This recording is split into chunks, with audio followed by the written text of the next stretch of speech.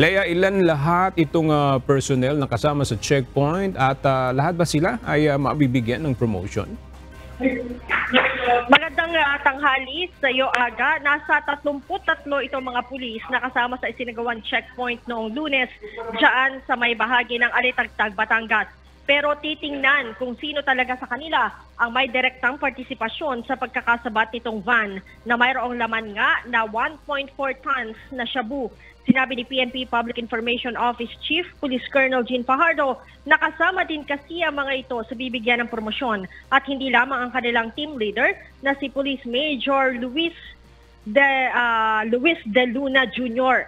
Matatandaan binigyan ng spot promotion ni DILG Secretary Benhar Abalos itong si De Luna noong araw na masabat ng mga ito ang naturang shabu na nagkakahalaga ng 9.6 billion pesos.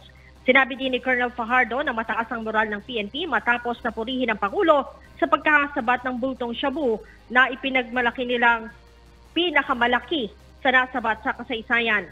Ipinagmalaki din kasi ng Pangulo ang bagong mukha ng war on drugs kung saan nakakahuli ng bulto-bultong shabu nang wala namang napapatay. Aga? Maraming salamat, Lea Ilagan.